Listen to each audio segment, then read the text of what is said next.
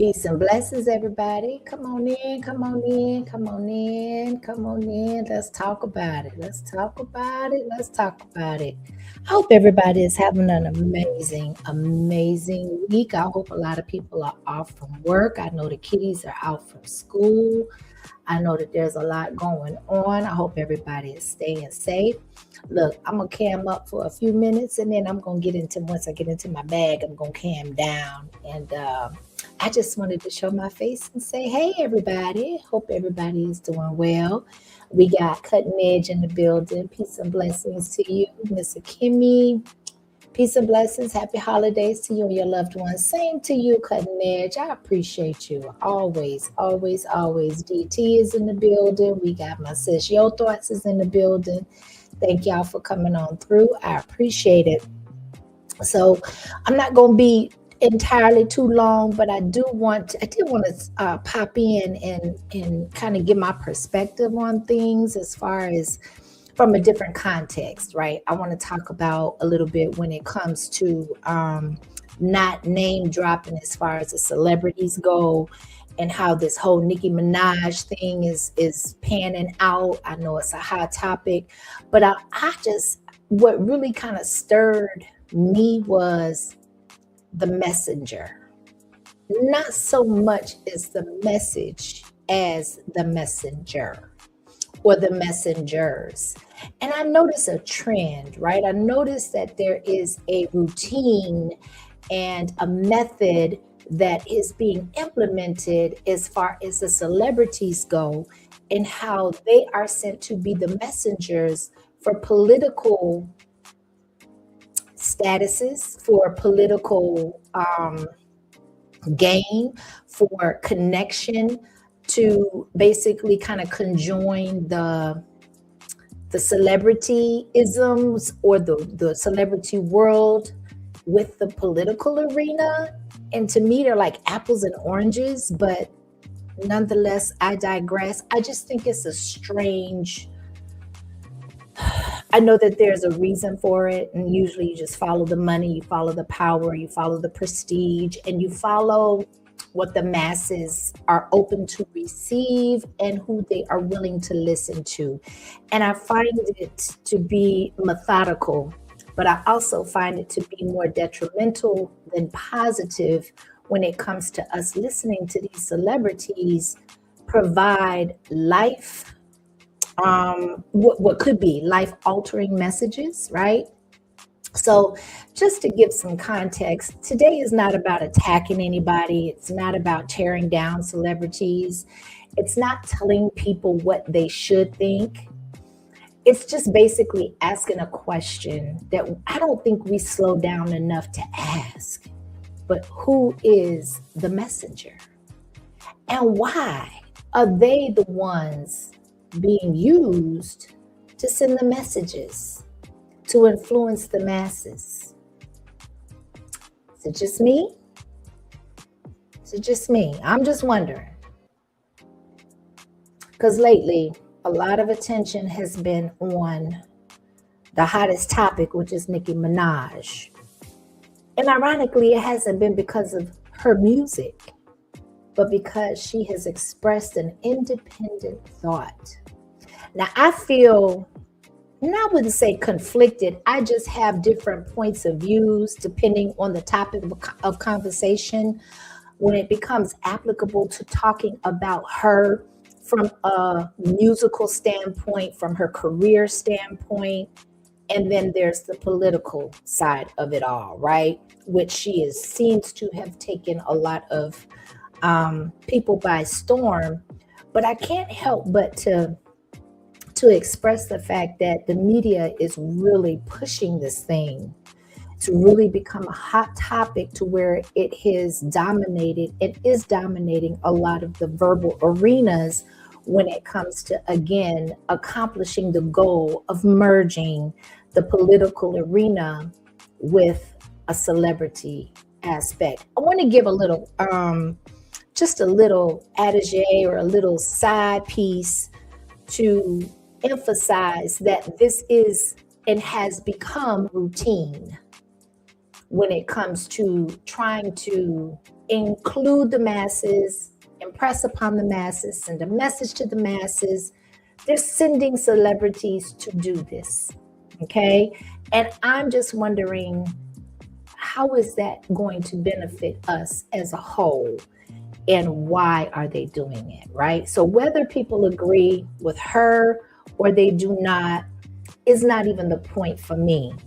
To be honest, the real issue is, at what point did disagreement or not being in agreement with someone else become a reason to threaten someone's entire career, their right to eat, their livelihood, their popularity, their real life at the end of the day? So I just want, for those that may not be familiar with what all of the humbug is about, or with all of the hoopla is about, I'm just going to show a small clip and give some context, so we can kind of move forward with the conversation. Peace and blessings to the chat. Hey, everybody. I'm not ignoring y'all. I just want to stay on task. Thank you for everybody for showing up, for typing in the chat, those watching from the bushes, those that are going to catch the replay. Peace and blessings to all y'all. I appreciate you. Let's go, y'all. Every single thing a person could be through publicly, having to constantly be lied on. It's not really that funny until you are in that person's shoes that's being lied on. You'll never understand what it feels like. That person is a human being. They have a family who has to read those lies. And that's not, and it's just not fair. But this administration is full of people with heart and soul. And they make me proud of them. Our vice president, he makes me, well, I love both of them, but they're both. Now that seems to have put a lot of people in a tailspin, with the fact that she has professed a public affection and love for the current administration, the current president, and the like, right? Yeah. So again, this is not why, and what has promoted me and compelled me to actually cover this topic. I'm just interested and want to give some visual context to the question that I have presented at the beginning of this live, and will end it with this question as to who is the messenger and why are they sent to spread this particular type of message. And we're going to talk a little bit about Miss Nicki Minaj and what introduced her to the masses. It's not what she's representing today, in my opinion. Let's go. Powerful men, smart, strong, all of that, but both of them have a very uncanny ability to be someone that you relate to. I can relate to them. When I hear them speak, I know that they're one of us. Like, I know that they're not. Don't you guys agree? They haven't lost touch of the world. You know, they're still connected to the world and what's happening in the world, with the younger people and older people, with the richer people and not so rich people. They have the ability to still connect and be real and make us feel proud to be American.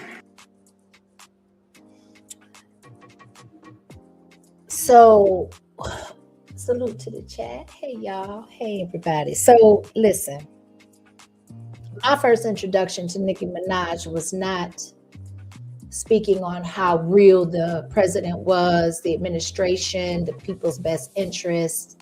My introduction to Nicki Minaj was her being scantily dressed expressing certain lyrics that I would not allow my children to listen to, especially at a young, impressionable age, male or female.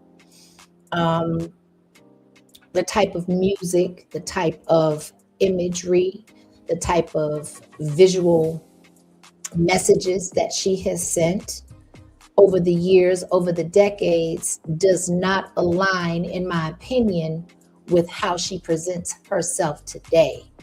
And again, why is she the messenger? Who and what audience is she hoping to reach out to, and for what reason? These are not questions I have all of the answers to. I have my speculations, I have my opinions. However, nobody else is wondering that. Nobody else is asking that question. Nobody else ponders what in the world is going on with the celebrities really just kind of turning over a new leaf, so to speak. And now you're supposed to be a good representation of the very people that you have sent a certain specific ideology and message to form and to assist in forming cultures, or a culture, a mindset in that culture that does not promote positivity. It does not promote family ideologies, cohesiveness, foundational principles. It has done just the opposite.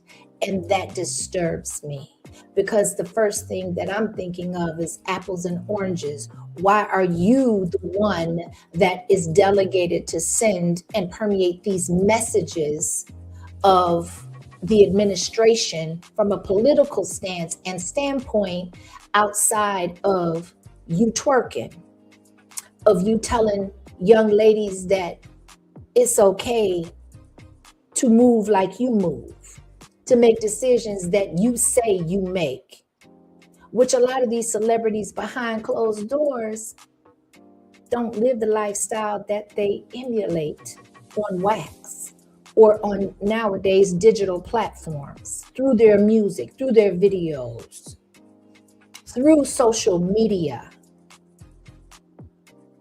I tend to not take seriously or put a lot of stock into those that have in the past desecrated, degraded, and broken down the very culture that I have a family in, that I have ones that I love in.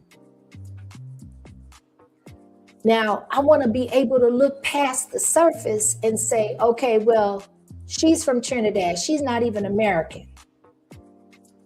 People can debate that Kamala, running for presidency, is also not American. You got Rihanna, very, very influential, very well liked, has a lot of people watching her every move, a lot of young women, young girls, people's daughters emulating her lingo, her body language, how she dresses. This comes in multitudes. This is not just isolated. This is why I felt the need to at least bring the conversation to the forefront, because I'm wondering, why do you want to use these specific people? Let's go on to the next one, which blew my mind. But then again, there's very little, I guess, if I look at it honestly, that really surprises me nowadays. So for copyright purposes, I had to put this on mute, but this is Megan Thee Stallion at a Kamala rally.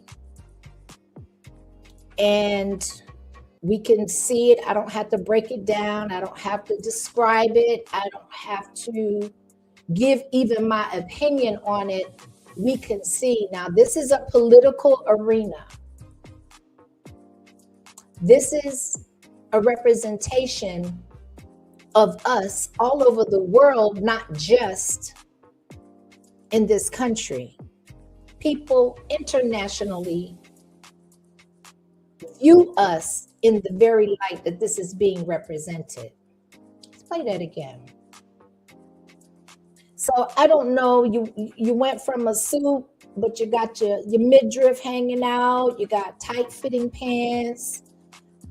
If I were to turn up the volume, the lyrics would be less desirable, and people would wonder, why is this performance at a presidential rally?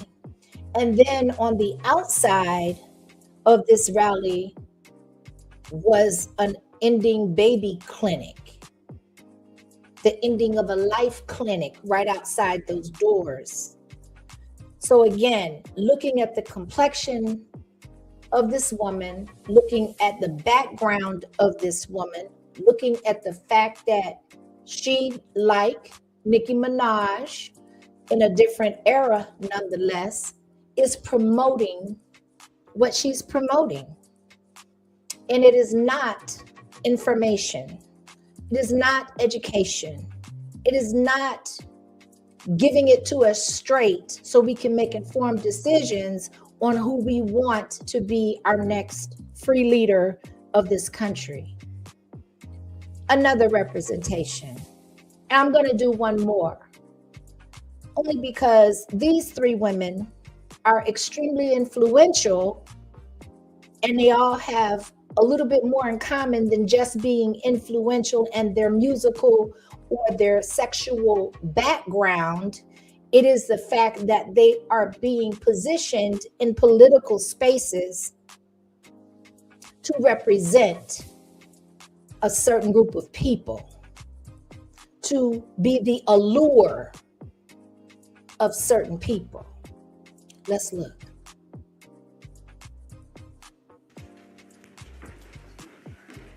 I'll start by saying that I want to thank him for your advocacy and for using your platform in a way that has really lifted up the importance of talking about and being dedicated to second chances. While we have been here then at the White House, we've done a number of things that have been about allowing people second chances through understanding the obstacles that also still exist within society that prevent people from taking advantage of a second chance.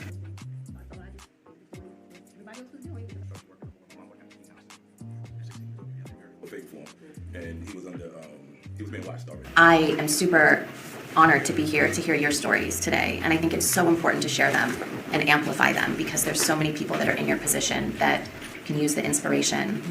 And I'm so honored to be here to continue this fight and to learn more every day, every visit, every administration. I'm just here to help and to spread the word. So I'm so excited to be here and hear your stories. So thank you for being here. Now I want to double back to Nicki Minaj for a second. And like many celebrities, she has not exactly been positioned as what you would call and consider a traditional role model. She has promoted looseness, hypersexual imagery, shock value, and yet, when she expresses a thought that does not align politically, now we want to scrutinize her influence. I think I heard Mel Dub on Kwame's panel earlier today make the comparison and make the point, which I thought was very strong, that she absolutely, people want to give her cancel culture now, but not when she was promoting all of these other things toward our children to help form and mold our current generation. That shows us exactly who they've been listening to. So I have to ask, why do we suddenly care about someone's past? Only when their opinion changes? And she's not the only example. That's my point, is that we keep seeing this pattern over and over and over. Now we just saw Megan Thee Stallion. Now my question, one of my first questions were, how much policy education was actually happening? Again, was that about information or was it about emotion?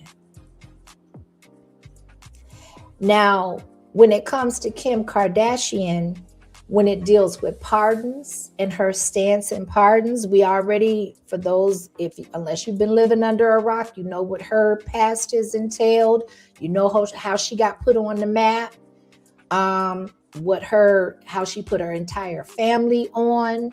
We get all of that. But one person I did not show a video of that I want to mention is Cardi B. Because she also, during the Biden administration, was a quote unquote spokesperson for the Dems, right? For the left. Very influential, very charismatic. And she was very open about her political stance. But I want to ask this gently. When it comes to all of these individuals, are people responding to informed political analysts? Or are people too familiar with what can be categorized as an emotional connection? What else makes sense? Getting back to Kim Kardashian advocating, again, for prison reform and pardons.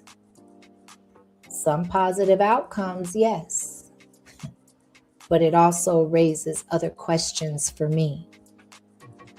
Why does celebrity proximity open doors that everyday citizens can't even knock on?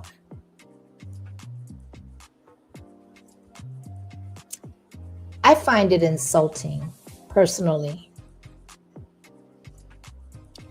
And I also find it disturbing that more people don't find it insulting.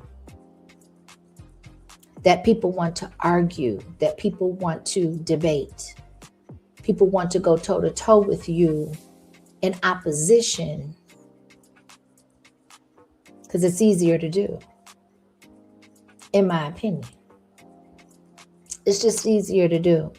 It's easier to go along to get along than it is to be in the situation and the position that Nicki Minaj has found herself in currently. I was on a social media platform earlier, and I won't name it out loud, but they're lighting her up. She is everything but canceled to a lot of individuals. A lot of other celebrities have disavowed, like unfollowed her or publicly denounced her since she has made these publicized statements. But I feel like this, and shout out to Mel Dub when he said that was more egregious than when she was twerking and shaking her tail feathers on stage, being such an impression negatively on people's children, enticing grown men, normalizing the behavior, giving it a catchy tune with the bumping background to get people to accept it, to normalize it, to embrace it even. But now they want to cancel her? What does that say about our society? Politics understand psychology. People tend to trust faces they recognize. They listen to voices they feel connected to. If you think this is not psychological warfare, in my personal opinion, I challenge you to think again. I challenge you to do more research. I challenge you to ask deeper questions. I challenge you to look at this thing deeper than what the naked eye and visually you can see. If you think that we are not living in a time of spiritual warfare, which AKA means there's a lot of weapons that we are unable to see with the naked eye. That's why discernment is super important. That's why asking the right questions and being an independent and individual thinker is super important. You get canceled for being an individual thinker. Your bottom line gets affected, the ability to feed your family, food to mouth, take care of your loved ones.